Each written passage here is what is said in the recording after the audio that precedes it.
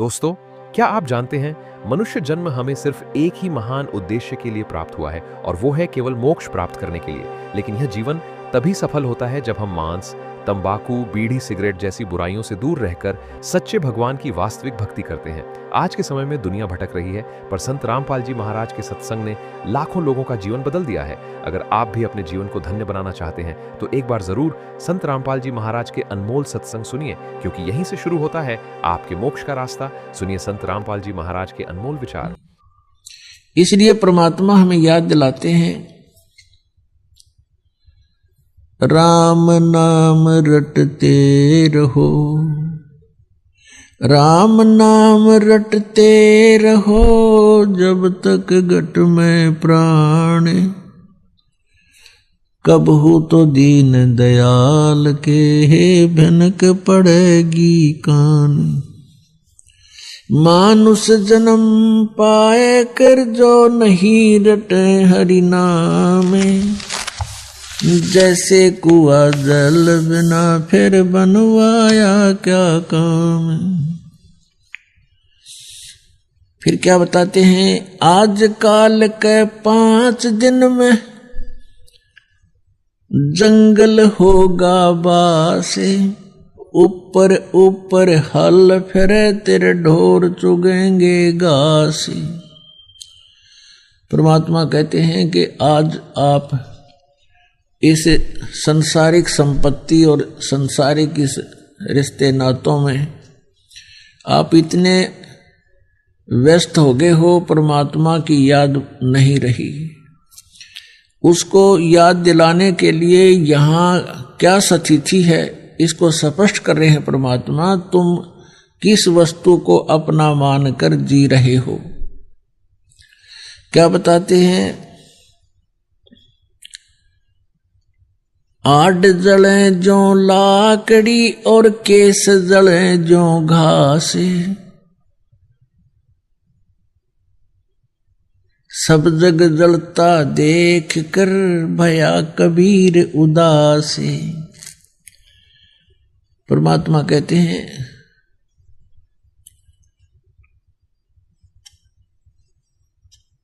कि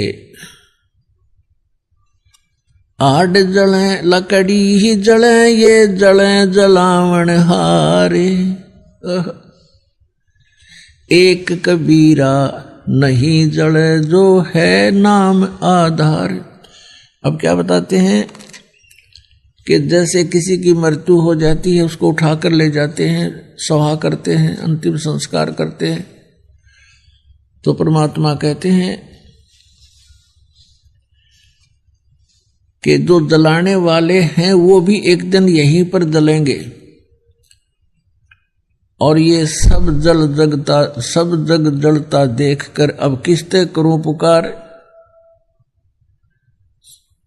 यानी सभी इसी स्थिति के प्राणी हैं, इनसे किससे अर्ज करूं जो मुझे इस भयंकर कष्ट से बचा दे। तो परमात्मा से ही हमारे ये कष्ट निवारण होंगे।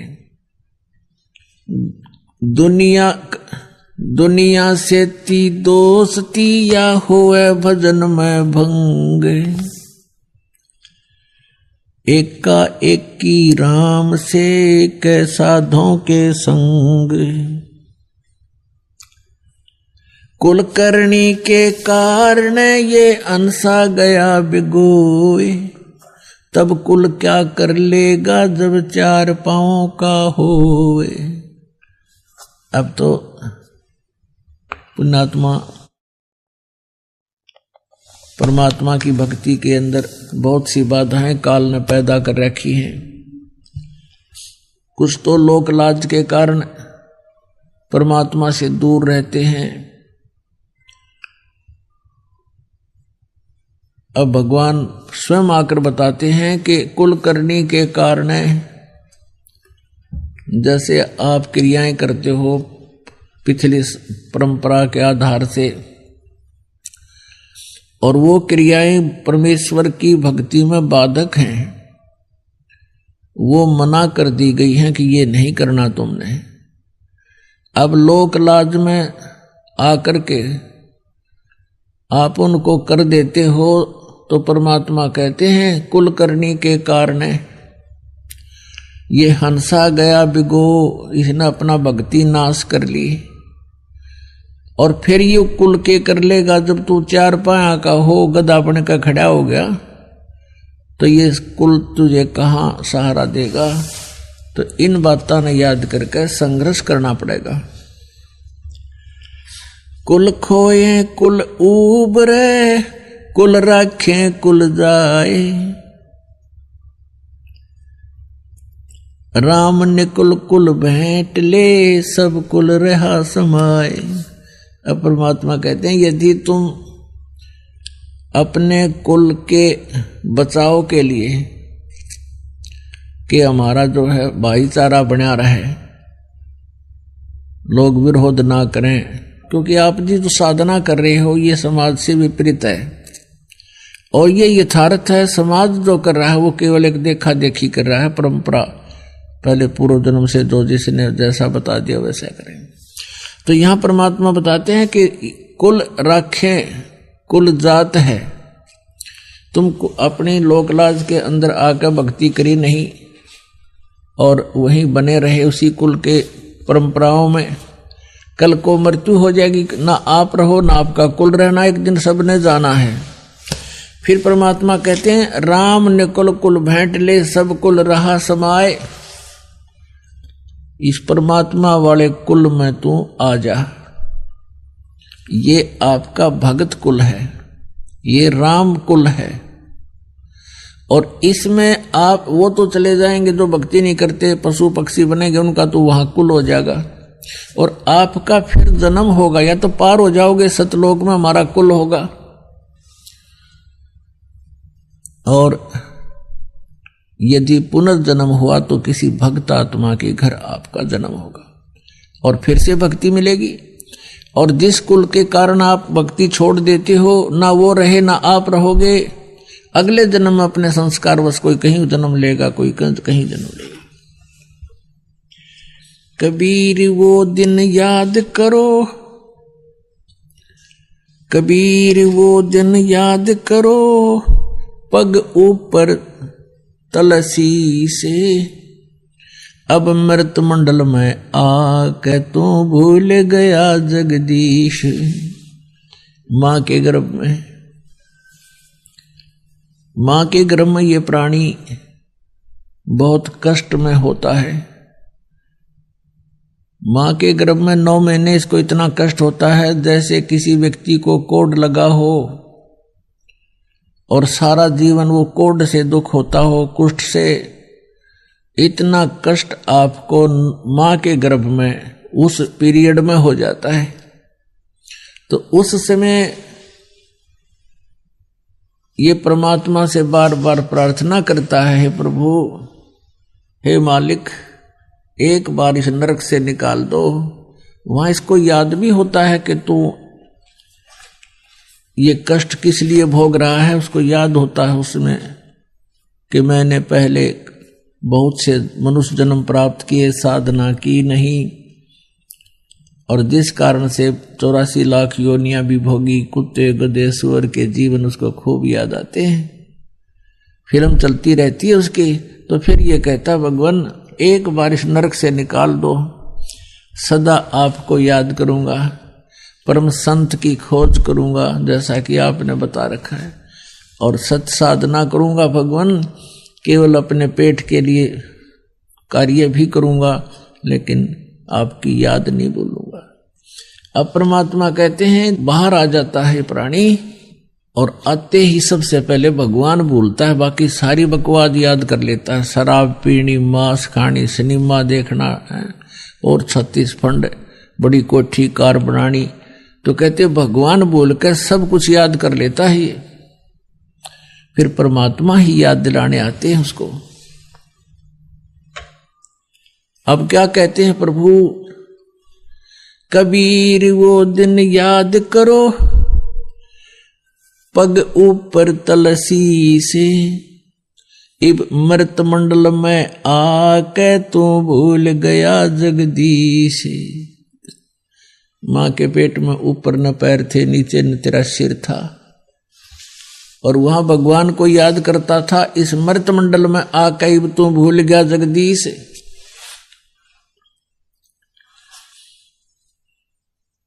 अब क्या बताते परमात्मा के गर्भ के अंदर वचन भरे थे। कहते हैं उस समर्थ की रीझ छुपाई, अब कुल कुटुंब से राता, और गर्भ के अंदर वचन भरे थे, कहां गई वह बाता। देख कितने दयालु हैं भगवान। जैसे कोई अपने प्यारे मित्र से उसको प्यार से उसकी गलती याद दिलाता है कि अच्छा भूल गया वो दिन, देख उस दिन तू क्या कह रहा था, तेरी कैसे मदद करी थी, अच्छा भूल गया वो दिन। तो ऐसे परमात्मा कहते हैं कि अब उस समर्थ की रीझ छुपाई, तू हाथ जोड़े था, बार बार विनय कर रहा था, भगवान मुझे मां के पेट से निकाल दे, गर्भ से, इस पाप से, इस नरक से। उसने मां का पेट ना दिखता वहां तो उसने नरक दिखाई देता है, और कहता है मुझे इससे बाहर निकाल दे प्रभु, आपको कभी नहीं बोलूंगा। कहते हैं उस समर्थ ने तेरी पुकार सुनी, तू यूं का यूं तेरा शरीर बाहर निकाल दिया, बहुत सुंदर शरीर बना के सकुशल। अब जिसने तेरी रक्षा करी, तेरे पालन पोषण भी पेट में मां के गर्भ में उसी ने किया, और बाहर आते ही मां के सतन में दूध भर दिया भगवान ने, उससे पहले दूध नहीं था। तो कहते हैं उस समर्थ की रीझ छुपाई, अब तू इस कुल कुटुंब में राता, इसमें लीन हो गया, रत हो गया, और गर्भ के अंदर वचन भरे थे, कहां गई वो बाता। तो पुण्यात्मा परमात्मा रह रह कर याद दिलाते हैं, लेकिन हम भूल जल्दी जाते हैं। कारण क्या है, कबीर ये माया अटपटी, और सब घट आण अड़ी, किस किस न समझाऊं या कुएं भांग पड़ी। परमात्मा कहते हैं काल ने इस त्रिगुणमयी माया की, इस झूठे सुख रूपी, ये सांसारिक सुख, भौतिक सुख रूपी ये भांग डाल रखी है ब्रह्मांड में, रूपी कुएं में, और इस जल को जिसने भी पी रखा है वो सब मस्त हो गए। उनको याद है को नहीं, कार कोठी संपत्ति संतान, तीसरी चीज याद नहीं निकले। वो तीसरी चीज भगवान याद दिलाने आते हैं स्वयं ही आपको। दो प्रकार से मानव शरीर प्राप्त होता है, एक तो टर्न वाइज, क्योंकि काल भगवान को कबीर परमेश्वर जी ने श्राप दे रखा है कि तू 1 लाख मानव शरीरधारी प्राणियों का आहार करेगा और 1.25 लाख की उत्पत्ति किया करेगा। जिस कारण से ये विवश हो गया हमें मानव शरीर देने के, नहीं तो ये मानव शरीर भी नहीं देता। ये इतना जालिम है, ये इतना धोखेबाज है, ये हमें मनुष्य शरीर देता ही नहीं कहीं इनको पता ना लग जाए। और परमेश्वर को ये मालूम था कि इनको मानव शरीर मिलेगा तो मैं जा करके किसी ना किसी रूप में अपनी प्यारी आत्माओं को अपना रहस्य बता दूंगा। तो ये काल जो है 2 प्रकार से मनुष्य जीवन मिलता है। एक तो टर्न वाइज, एक ऐसा विधान बना रखा प्रभु ने कि एक प्राणी जैसे मनुष्य शरीर प्राप्त है, भक्ति की नहीं, तो 84 लाख प्रकार की योनियों के कष्टों को भोगने के उपरांत एक टर्न वाइज एक मानव शरीर अवश्य दिया जाएगा उसको। यदि उसमें भी वो भक्ति नहीं करता है तो फिर इसी 184 के कोल्लू में, हर अटके कुएं में फिर डाल दिया जाता है। और दूसरे वो व्यक्ति होते हैं जो कभी कबीर परमेश्वर जी की शरण में रहे हैं।